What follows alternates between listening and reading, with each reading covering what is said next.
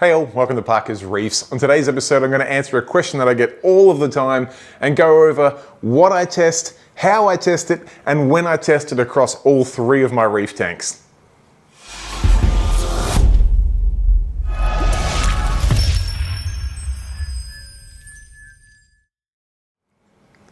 Alright guys, thank you for joining me on another episode of Parker's Reefs. And yes, this is another episode that's been brought to you from a suggestion of one of my channel members who has asked me to share with you all what I test, what equipment I use to test, and how often I test each of the parameters on my three reef tanks. Most importantly, my dream reef tank, because I'll give you a little spoiler alert now. I do probably 20 times the amount of testing, if not more, maybe 30 or 40 times the amount of testing on this tank here than I do in my other two combined.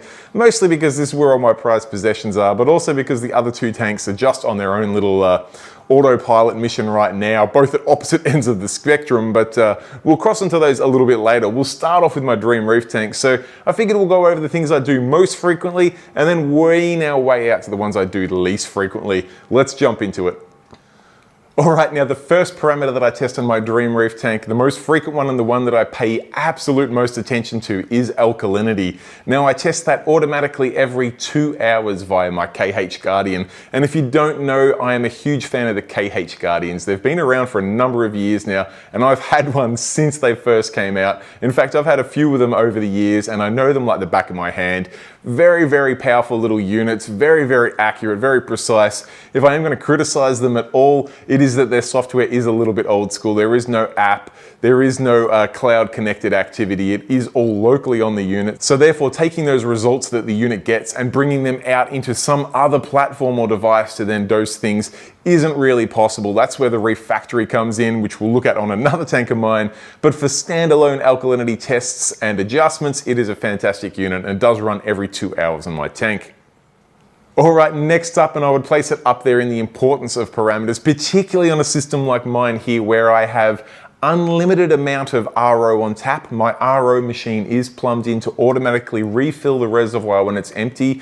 I do have my skimmer plumbed to the drain, so it can potentially continually drain water out. And I also have automatic water change continuously running on this tank. You combine all of those things together and it is a potential disaster point where my salinity could drop through the floor or of course go up through the roof. So I do personally measure salinity every single morning. I do that via my tried and tested old school Milwaukee digital refractometer, and I must admit I do not buy into the hype of the conductivity pens. I know they're very popular and there are some good quality ones out there, but my good old school digital refractometer works a treat for me, and if it wasn't for these glasses here, I'd probably just go your standard optical refractometer because they work just fine. But for people with eyesight difficulties like myself, the digital one works a treat, and I manually do that on this tank every single morning as part of my daily routine. Alright, next up on the parameters that get tested the most frequently, and we go into my next and my newest piece of kit on this tank, and it is the Mastertronic. This is an incredible device which takes off-the-shelf test kits and automates them for you. It is something that I absolutely love. You may recall I had an iodine scare. Well, actually I wouldn't say it was a scare. It was a disaster with this tank where my iodine went through the roof. I have no idea how quickly it went up, what brought it into the tank, and also I've got pretty rudimentary data of how quickly that iodine issue went away. Now, I did pick up some Salifit iodine tests, and I have to say, it's not the most easiest thing to use. I've also tried the Red Sea ones, and likewise, it's a pain of a test kit. And if you know me and you know my ethos with reefing, I like to automate the things that I have to do that I don't like doing. Now, doing the iodine test was absolutely in that category, and it just so happened that I could also, with the Mastertronic, put all of these parameters on there. I had to write them down because there's that many. My Mastertronic is testing nitrate via an API test kit 3 times a week. It's doing phosphate via a Red Sea test kit 4 times a week. It's testing calcium via an API test kit 3 times a week. Magnesium from a Red Sea kit 3 times a week.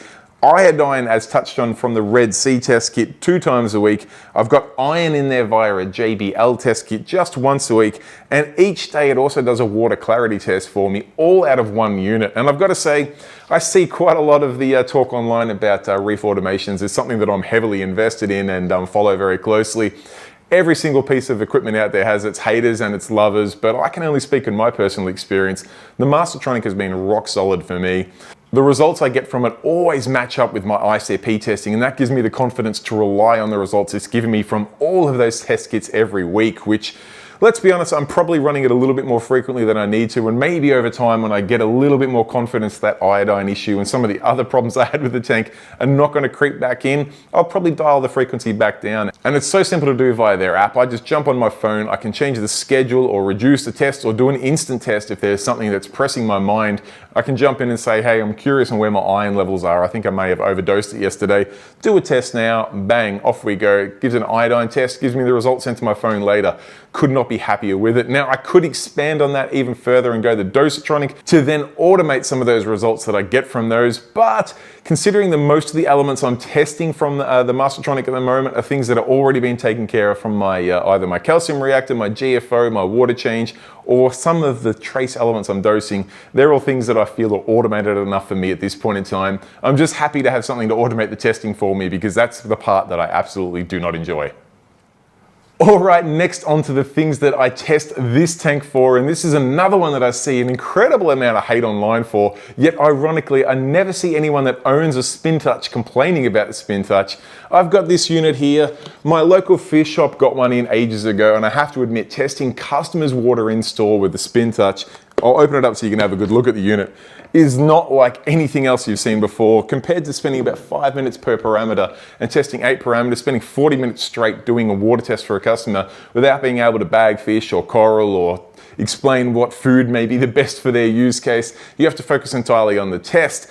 The Spintouch, however, you load some water into it, which you also cannot get wrong. It even has a little overflow, so you just basically load a sample of that water into the disc until it overflows, put it in the machine, hit the start button, come back 2 minutes later, and you've got your 8 results right there. Now this unit, for me, is testing alkalinity, calcium, magnesium, nitrite, nitrate, phosphate, ammonia, and pH. Now, I'll be straight up honest with you, a number of those parameters I don't really care about. They're not things that I would normally test for. However, they all come at the same time in the Spintouch, and it makes life getting those tests done. I'm rarely going to test magnesium, calcium, nitrate, even phosphate manually all that often, particularly across a number of tanks. So to get this machine just to do it in 2 minutes, it saves my results for me in there, is an absolute game changer for me. I can do it in 2 minutes, just as I'm about to walk out the door and go, ooh, I wonder where the phosphate's in this tank.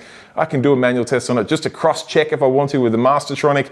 It is one Achilles heel with this device, and that is its price. It is expensive to buy and it is expensive to run. The discs are not cheap. You'll have to shop around to see how much they cost, and the machine itself does cost multiples of thousands of dollars. So it's not something I recommend to everyone. I managed to pick that one up secondhand, and I go in halves with my local fish shop when we order some discs in, which makes it much more affordable for me. But it's one that I see a lot of hate of online when everyone I know that has used a Spintouch raves about how accurate they are, how easy they are to use, and how, most importantly, there is zero margin of human error, which is something that I hate in most manual test kits. All right, next up on the things that I test to this tank, and we are getting down into the less frequent tests. Maybe once a month or so, maybe once a fortnight, depending on the results that I'm getting from both the Spintouch and also the Mastertronic, I will break out my 3 Hana checkers, and the 3 that I use are their phosphate, their alkalinity, and their nitrate high range. They're the only 3 Hanas that I can stand. Personally, I feel like the rest are so confusing and over the top cumbersome that you cannot trust the results you get out of them. That's just my experience. I know there's going to be some Hana fanboys out there that are going to get their pitchforks and go to town. It is just my experience. I am obviously a bit clumsy. I do use a adjustable pipette, this guy here, which helps me get precise amounts of liquid for each of the reagents and the tank water and things like that, which just makes the use case a little bit easier. But realistically, I trust the phosphate, alkalinity, and the high range nitrate. The rest, I don't trust the results. And personally, to me, there is no point doing a test that you don't trust the result of at all. I do only use those Hanas very infrequently when I want to double check. Sometimes I'll see my alkalinity drop through the floor and it'll be on the KH Guardian, which is the only other place I test alkalinity. And I might question whether something is wrong with the KH Guardian, so I'll break out the Hana and do a cross-reference there. Now, normally it just shows a growth spurt, but if there was something like the reagent got contaminated, that Hana's gonna pick it up. That's really about all I use the Hanas for. They are relatively easy to use. In fact, those three are quite simple, but I just don't use them all that often anymore. All right, believe it or not, there are still 2 more things that I test on the Dream Reef tank, although we are getting down to fairly infrequently. I'd say probably every 2 months, sometimes every 6 weeks, sometimes every 10 weeks, but roughly every 2 months, I send off a Triton ICP. Now, the primary reason for that is I am dosing the Reef Moonshiners program, and because of that program, I am elevating a number of trace elements kind of close to that edge where I guess you could relate it to getting close to the edge of a cliff. The closer you get, the better the view, but we all know if you take one step too far, things come crashing down pretty quickly. So I am very closely monitoring some of these trace elements like manganese, chromium, cobalt, iron, boron, are not things that I'm going to test with a test kit off the shelf, or at least not things I'm going to test and get a result that I really trust. Now, thankfully, I'm only dosing tiny amounts of these values, so I can rest assured that every 2 months is frequent enough to test those things, but that is where my ICP comes in. The next use case is, of course, just to give me another level of data to make sure that the rest of my testing programs or processes are within range, and also just to highlight anything particularly around heavy metals that I don't want to see in the tank aren't just springing up out of nowhere. All right, last thing that I test on the Dream Reef tank, and it's something that I do very infrequently, possibly every 6 to 12 months, I hire the Apogee MQ510 par meter from my local fish shop. It's a value that I must admit you probably only need to test once in a blue moon, unless you're tweaking your lights every other day. But I am a computer scientist, I do love data, it's what I do all day, every day, so I do like to have a little trend line to see if my lights are losing a bit of oomph, or if I have changed the spectrum on one of my lights. I like to see how that does affect my par. Now, I will point out that par is not the be-all, end-all when it comes to lighting on your tank, but I think we can all agree it's a fairly important indicator at least, and it is something that is super easy to test, so why not do it? My local fish shop hires it out. The cost is $150, but you get $100 back, so it's really only $50 a week, and a week is more than enough time to measure as many tanks as you have. So if you've got a couple of reefing buddies, it doesn't hurt to go in halves or thirds or even fourths on hiring that par meter for the week. If you can't test all of your tanks in a day, you're probably taking a little bit too long. And believe it or not, that is all of the things I test on the Dream Reef tank. I probably overtest things a little bit, but after that iodine scare, I got a little bit more hands-on with the tank. The last couple of years I've been working from home, so it's quite easy for me to come over and do a test on the tank. Or, you know, I've been fortunate enough to get my hands on some tech that allows me to automate some of these tests for me. But the data is all super helpful. It does keep things on track, and I'd have to say so far, even with that iodine scare, the tank's kicking along pretty well. So I'd say it's working quite a treat. Just to give you a contrast of how lazy I am with some of my other tanks, let's jump on into my fish room and I'll run you through what I do in my frag tank and my soft coral tank. All right, now in my fish room, things are vastly different. Now I've got 2 tanks in here. This is my newer of the 2, I guess. It is my Cade frag tank, and I have to be honest with you, every time I run a substrate-free frag tank, I do find that they just go through a few algae issues and a lot of stabilization issues for a good year to almost 2 years, and that's exactly where this tank is at the moment. Now, it doesn't mean I don't have any tech on it, and it definitely doesn't mean I don't test anything on it. I will test the salinity of this tank maybe, let's be honest, maybe once a week using my Milwaukee digital refractometer, and the main reason for that is I am running automatic water changes on it here via these Ecotech Versas. But the one bit of tech on here that is doing a bit of testing for me, and it's currently doing a test right now, is my KH Keeper from Reef Factory, and I've got to say, I was skeptical at first on that unit, but the software on it is absolutely ridiculous, and I have added the ability to then automate my dosage of alkalinity, calcium, and magnesium based off the results it's getting. Now, in fairness, this tank is not going through a huge growth spurt at the moment. However, I have been quite surprised at how quickly the alkalinity, calcium, and magnesium has been consumed, because one thing this tank is really good for is growing coralline algae. It keeps me busy scraping it off the glass and frag rack every other day. So it is absolutely consuming the elements, and to know that the Reef Factory is testing that for me automatically every 4 hours. Now, Every now and then I will bring my Spintouch in here and run another test on there just to make sure that that calcium and magnesium is staying in line, because the Reef Factory KH Keeper does only test KH, and I'm making some assumptions based off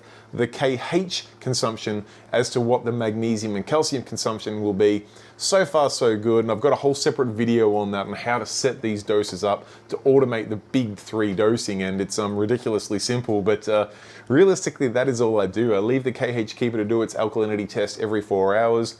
Maybe once a week I'll do a salinity test on here, and probably once a month to once every 2 months I'll do a Spintouch on this tank just to make sure everything is within range, and that's really it.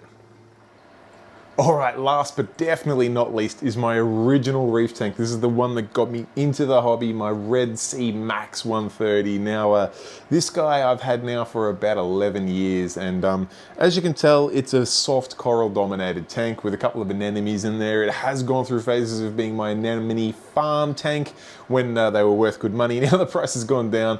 I haven't bothered with it too much. I let the soft corals, the rhodactis and the leathers and things take over, and to be honest, I really like it. Some of the fish I've had in here for that whole journey, so they're absolute family members. Now, despite having this tank for so long, I actually test it very, very little. Now that I have the Spintouch, I'll actually run a Spintouch on it maybe once a month, maybe out to once every 3 months. Before getting the Spintouch, I actually didn't test it at all. When it was my first and my only tank, and even for a fair while after that, I did test it very religiously, but once it slips through the pecking order and it's in the fish room here, and to be honest, it just doesn't need the same care and attention the other tanks do.